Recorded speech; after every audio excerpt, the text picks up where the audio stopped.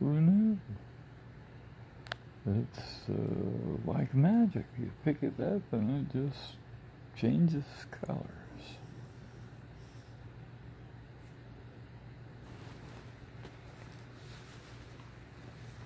Changes colors. Like that.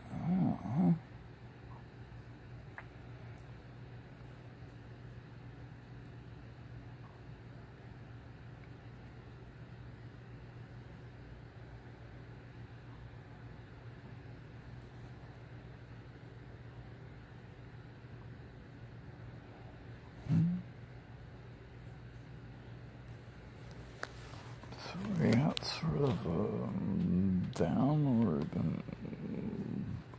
wave action going in here. Going across the whole crystal.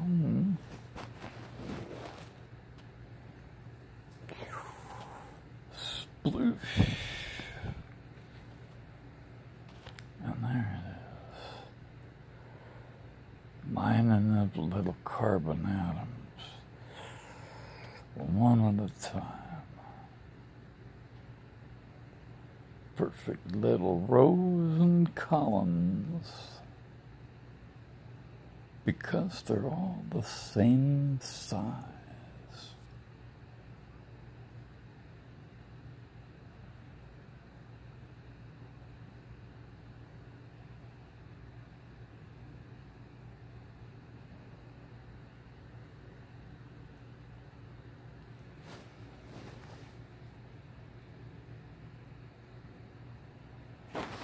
I don't know if I can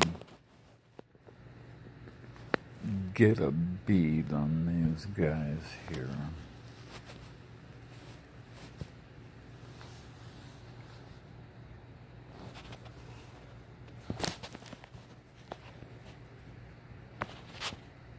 Whoa. Okay.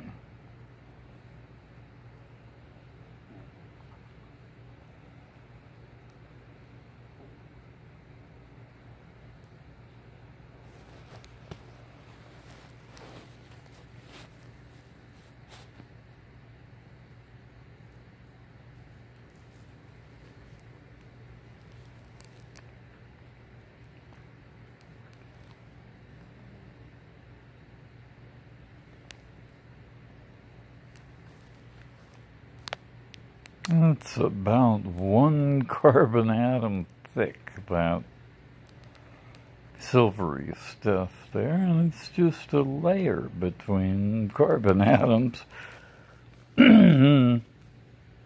on what's called a plane of cleavage. They all line up in little rows and columns, and so they split along those lines of cleavage. And you can see it here.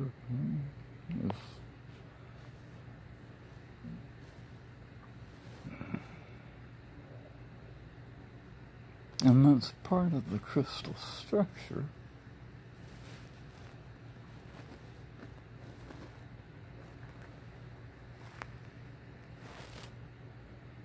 And that's what causes diamond crystals like this.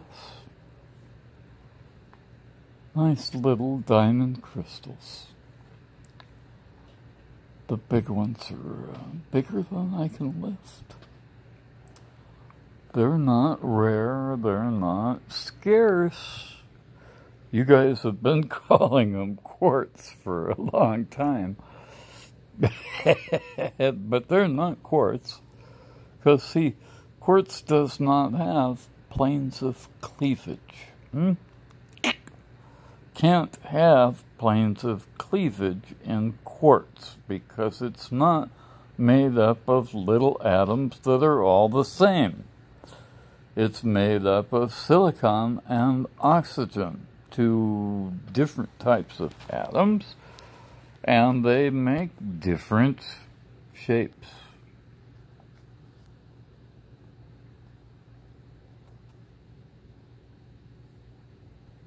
And so that's why when I see these things being sold as quartz crystals, I say, aha, probably it's not quartz.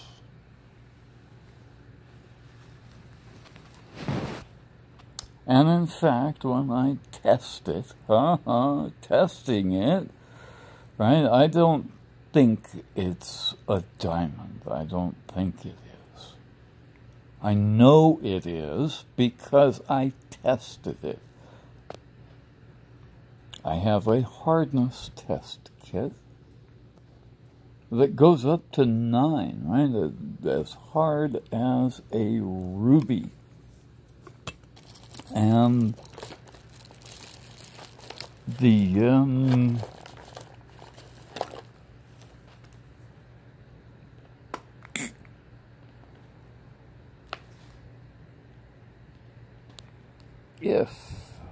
if come on, focus. If this were a ruby,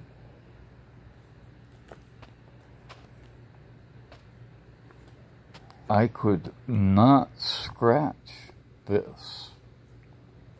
Even if it's a diamond, I wouldn't be able to scratch it without putting some force to it.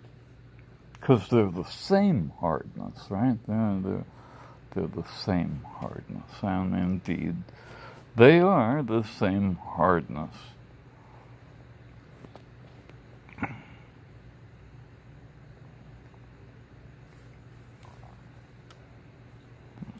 I can not scratch either one going either way.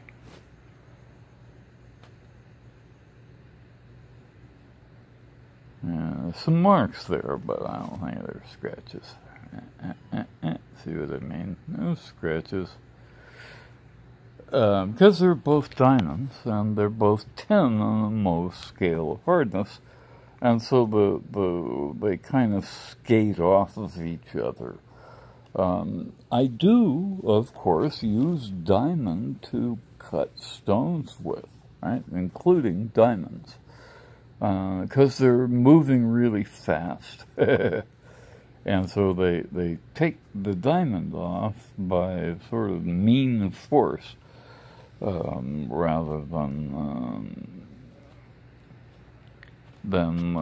carborundum, rather than wearing them down.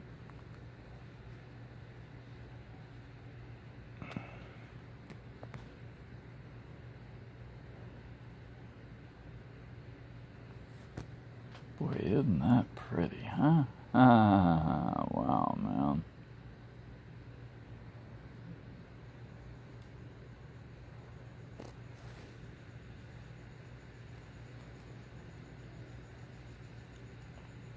It's like having a snowy field outside your window.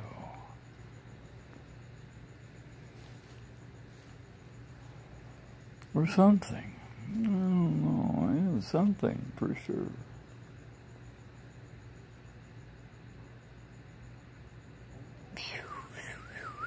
Look at that, huh? Gee, whoa, whoa, whoa, whoa, whoa. Oh, well.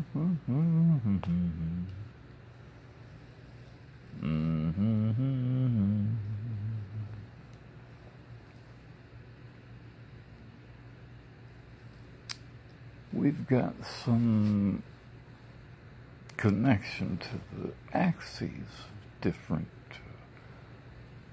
different sides of the crystal. Diamonds form in an octahedral crystallization from their shape, from the way that carbon-13 fits together. Okay, carbon-13 forms in 13 atom unit cells that are kind of octahedral. And what we're looking at here is the 4 points, 4 faces of four-sided pyramid that is part of that octahedral structure. So we're looking down on the z-axis where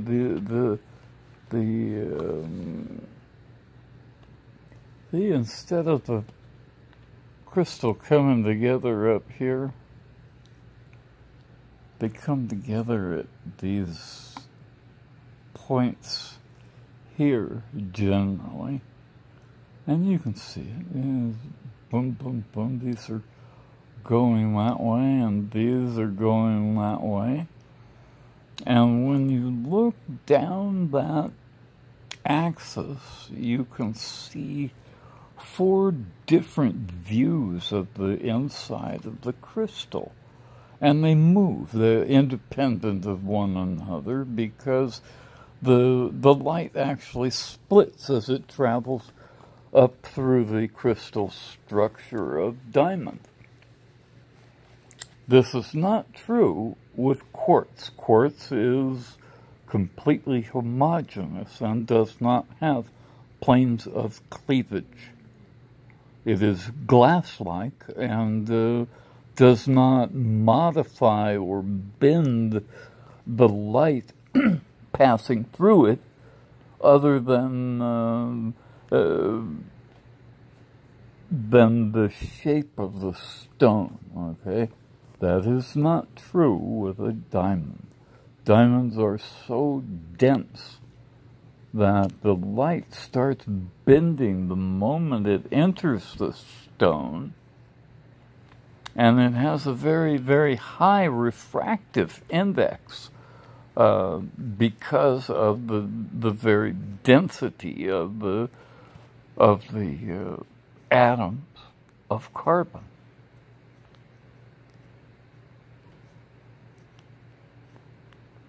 What you're seeing there is the lines of crystallization of those carbon atoms. Isn't that about as far out as anything you've ever seen there, huh? I think that's far out. Oh boy, I love these things, man. They never cease to surprise you and amaze you, and because they're not worth $1 bazillion, okay? It's not $1 bazillion that I'm interested in. Know what I mean? Huh? Really, it's not money at all that I'm interested in with these guys. It's something else. Many other things. Many other things. I'm a physicist, and I study the way light travels. It passes through different things. This is like, kind of like a physicist's dream come true right here, man. Being able to play with this kind of stuff, because nobody's gotten to do that before. For me. And you know what? This is crazy. This thing's very heavy, okay? It's more than half a kilogram. It's almost 3/4 of a kilogram. I think it's 650 grams.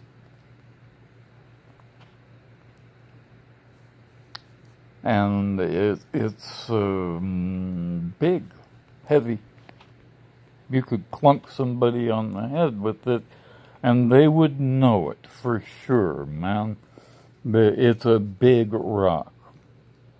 And even if it's a diamond, right? It's a diamond, and it's carbon, so it doesn't weigh as much as, say, a piece of quartz would.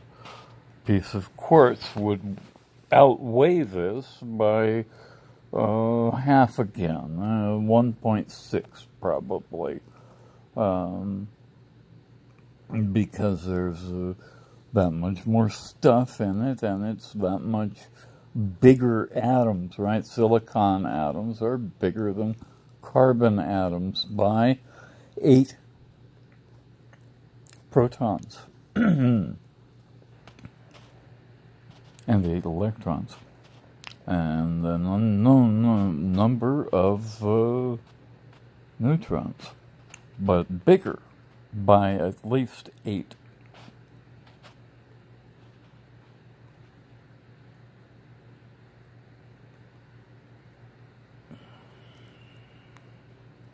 And so, it's heavy. And you know what? This is crazy, dudes. Crazy, dudettes. Crazy. Rick, who sees diamonds in everything, man. I think I can make them fly, huh? What do you know? I think I can make it fly. Doesn't go this way, it goes this way. It doesn't need a sharp surface, it just goes. No, actually it'll go that way when it's going, but it goes up that way.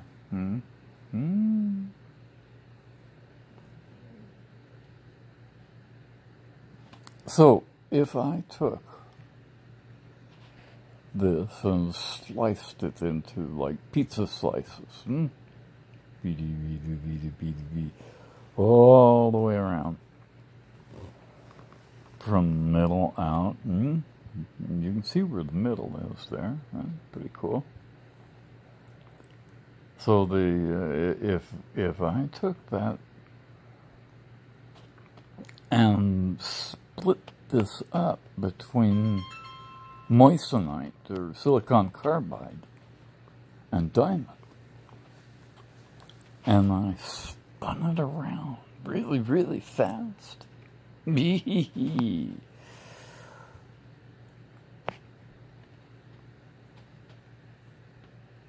think I can make it fly, man. I think I can make them fly.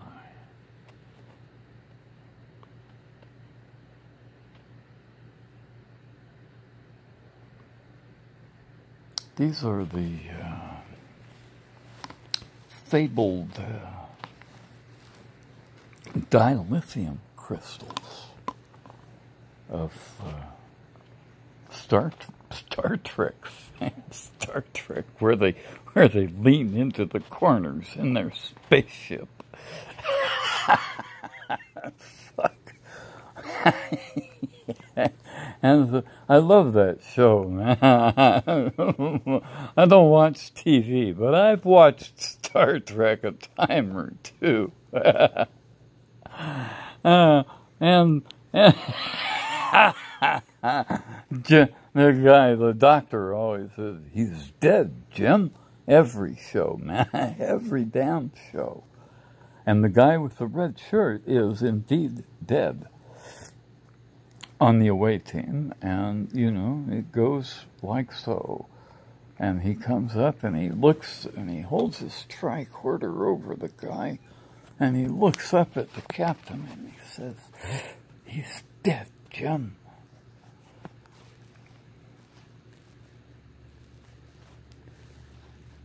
And so, you know what dilithium is? 2 lithiums make carbon.